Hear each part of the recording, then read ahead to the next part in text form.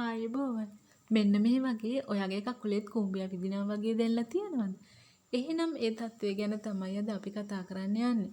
සමහර විට එකම විදිහට කකුල තියාගෙන හිටපු නිසා ඔයාට මේ තත්ත්වය දැනලා තියෙන්න පුළුවන්. හැබැයි අද අපි කතා කරන්න යන්නේ මේ වගේ සරල දෙයක් ගැන නෙවෙයි. ඔයාට සීනි එහෙමත් නැත්නම් මధుමේහය තියෙනවා නම් මේ වගේ ඔයාට කිහිප අවස්ථාවකදී දැනලා තියෙන්න පුළුවන්. ඒකේ තියෙන අවදානම තමයි මෙන්න මේ වගේ ඔයාගේ කකුලේ පුංචි තුවාලයක් ඇති වුණේ ඉතින් ඔයාට නොදැනීම ඒක මෙන්න මේ වගේ ක්‍රමයෙන් විශාල වෙනකම්ම ඔයාගේ කකුලේ ඔයාට ඒ පිළිබඳව නොදැනී යන්න තියෙන හැකියාව. ඉතින් ඒකෙන් නැති වෙන්න පුළුවන් අවසාන ප්‍රතිඵලය තමයි මෙන්න මේ වගේ ඔයාගේ පාදයේ ඇඟිලි කීපයක් ඔයාට අහිමි වීම.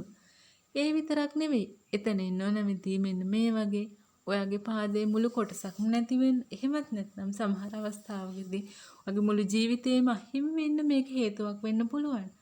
ඉතින් මේ தત્ත්වය වළක්වා ගන්න ඔයාට බොහොම සරල ක්‍රියාකාරීත්ව කිහිපයක් තමයි කරන්න තියෙන්නේ. මුලින්ම ඔයාට දිනපතා ඔයාගේ දෙපා ඉතා හොඳින් පරීක්ෂා කරගන්න පුළුවන්. මේ සඳහා ඔයාට පාදයේ ඉහළ සහ පහළ ඉතා හොඳින් පරීක්ෂා කරගන්න අවශ්‍ය නම් ඔයාලට පුළුවන් කණ්ණාඩියක් භාවිතා කරන්න. ඉතින් මෙන්න මේ වගේ ඔයා අඳුනගත්තොත් ඔයාගේ පාදයේ කිසියම් තුවාලයක් තියෙනවා කියලා.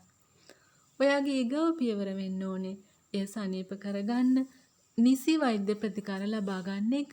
ඉතින් මේ විදිහට නිසි වෛද්‍ය ප්‍රතිකාර ලබා ගත්තොත් ඔයාට පුළුවන් ඔයාගේ පාදයේ සුවය ආරක්ෂා කරගන්න.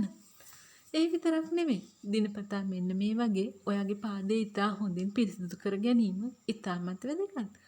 ඒ වගේම පිරිසිදු කරගත් දෙපා ඉතා හොඳින් බියලා ගැනීම ඔයාගේ පාදයේ ආරක්ෂාවට ඉතා වැදගත්.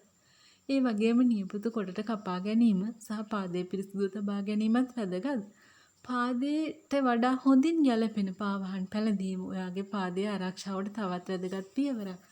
ඒ වගේම ඔබ දියවැඩියාව එහෙම නැත්නම් මధుමේහ සහිත නම් ඔබගේ ආහාරය ඔබගේ ශරීරයේ සීනි මට්ටම පාලනය කරන්න සුදුසු වෙන ආකාරයෙන් විය යුතුයි. ඒ වගේම දිනකට පැය භාගයක්වත් ව්‍යායාම වල නිරත වීම ඔයාට ඉතාම වැදගත්.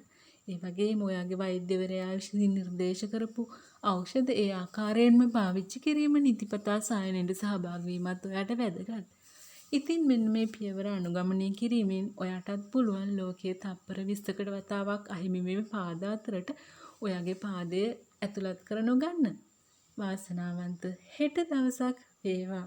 ආයුබෝවන්.